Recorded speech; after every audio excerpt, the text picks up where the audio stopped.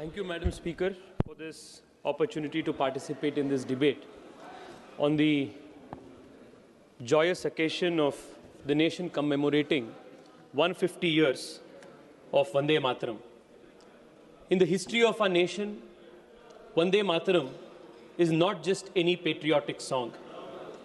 It is the spark that ignited our freedom struggle. It is the mantra that awakened millions to national duty.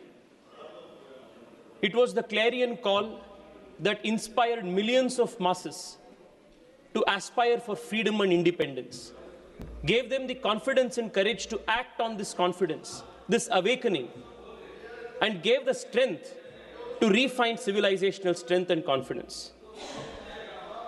The song Vande Mataram was set to tune in Rag Desh, only natural because the song was synonymous with the country. And this Vande Mataram united the nation by uniting people from all over the country across our diversities. It echoed in the prisons, it walked with the satyagrahis, it gave confidence to those freedom fighters who entered the gallows.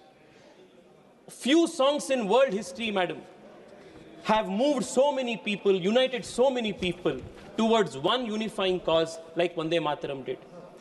But it is unfortunate that a song that occupied such a pristine place in this country's history was divided, was cut into two portions, was truncated because a section of communal leadership in the country thought that the song did not accede to their religious sentiments. The Muslim League's objections began way before independence. OICG was making a speech which was about the constitution and its repercussions after independence. But the thought, the principle that opposed Vande Mataram started way before independence. And in 1937, the Congress leadership of that day, led by Pandit Nehru, surrendered to this demands of the sectarian leadership and truncated Vande Mataram. Vande Mataram was cut into, truncated in 1937, and because of this surrendering principle, because of this political cowardice, India was cut into 1947, India was cut into two. The same principle that went into truncation of Vande Mataram in 1937 led to the partition of India a century later in 1947. It was not accommodation, it was appeasement. It was not secularism, it was political surrender to communalism. Madam Speaker, Baba Saheb Ambedkar understood the pitfalls of following this principle of appeasement. And in his seminal work, Thoughts on Pakistan, he makes this very important observation, the difference between appeasement and settlement. He says this: it seems to me that the Congress has failed to realize two things. The first thing which the Congress has failed to realize is the fact that there is a difference between appeasement and settlement, and the difference is an essential one. Appeasement means to offer to buy off the aggressor by collaborating with him in the rape, murder, and arson on innocent Hindus who happened for the moment to be the victims of his displeasure.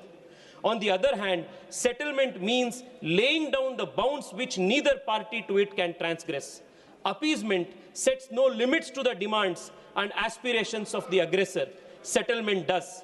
The second thing the Congress has failed to realize is that the policy of concession has increased their aggressiveness, and what is worse, the Muslims interpret these concessions as a sign of defeatism on the part of the Hindus and the absence of their will to resist.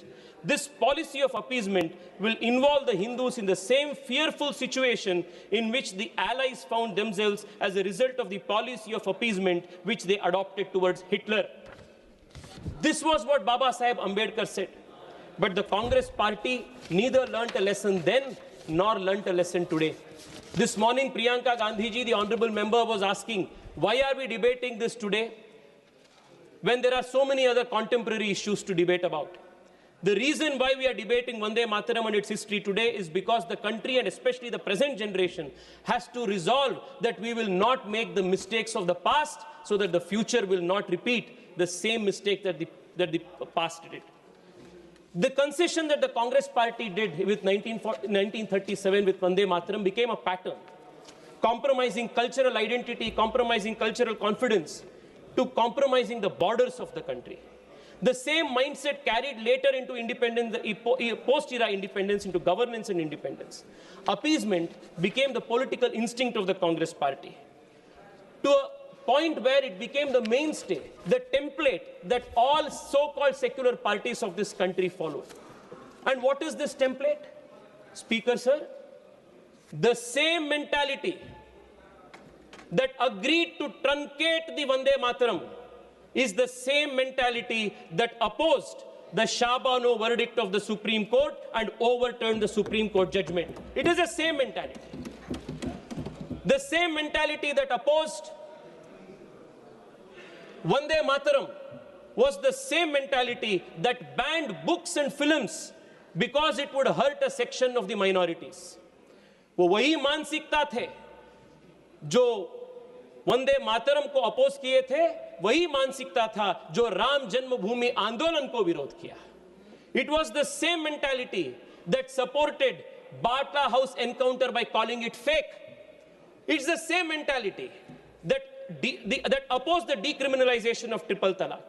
It is the same mentality that even today opposes uniform civil code in the country. It is the same mentality that opposed Vande Mataram, that continue to oppose Article 370's abrogation. The same mentality that advocated for partitioning of Vande Mataram, that led to the eventual partition of the country. It's the same mentality that even today supports, that is anti-CAA and does not support NRC in the country. It is the same mentality that is opposing SIR in the country. It is the same mentality that even today says that Public Places of Worship Act should not be revisited. It is the same mentality that is even today present in organizations like the All India Muslim Personal Law Board and Jamaat-e-Islami, who even today oppose Vande Mataram. अध्यक्ष जी, आज भी Congress party के कई सारे ऐसा नेता है जो वंदे मातरम के खिलाफ बयान देते हैं. And even today, the Congress party's leadership has not shown the spine to condemn such statements. This is the continuity of appeasement policy of the Congress party that has caused this, it has been the template of secular politics in this country. Speaker, sir, what we have learned from history is that if you yield an inch to the aggressor, he will reach for a province. If you give him a province, he will reach for the nation. This was the template that led to the partitioning of the country. The lesson the country must learn while commemorating 150 years of Vande Mataram celebration is never again, we will not yield an inch more to aggressors and appeasers. We will not yield another inch of land for those who think appeasement is the template of secular and accommodative politics in the country. Adhyakji, the lesson the country needs to learn today is that the country cannot place religion above the republic. The speeches of Asaduddin Owaisi ji and other members of the opposition made only one point, that they will always place, this was their assertion, that they will always place mazhab over desh. I want to tell them that this generation and the future generation of the country have learnt its lessons from the past. Desh will always be above mazhab, and this is the resolve of this country. The constitution will always be above sectarian personal laws. The country's constitution will always be placed above Sharia. This is the message that the constitution and the parliament is giving in one note today. That the country is above creed, that appeasement creates division and not unity, that appeasement will only buy you temporary peace and not permanent integration, that constitution must be above religious commands.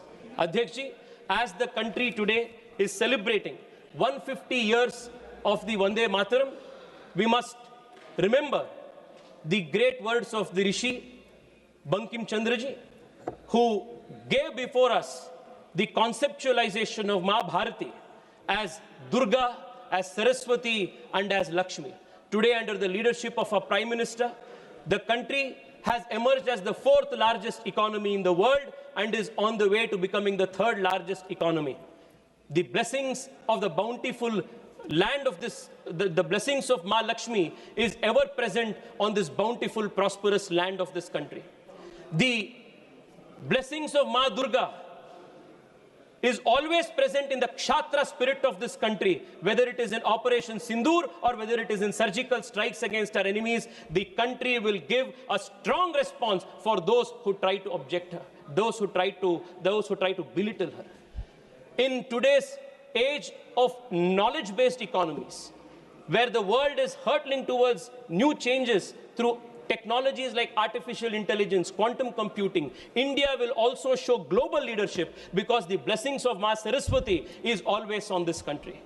This country will emerge as the Vishwa Guru of the world by imbibing the qualities of Durga, of Lakshmi and Saraswati, and that will be the tribute the country will give to the great Rishi Bankim Chandra, who gave this country the clarion call of Vande Mataram. Thank you so much, Adhyakji. Bahut bahut dhanyawad. Thank you. Vande Mataram. Thank you. Thank you.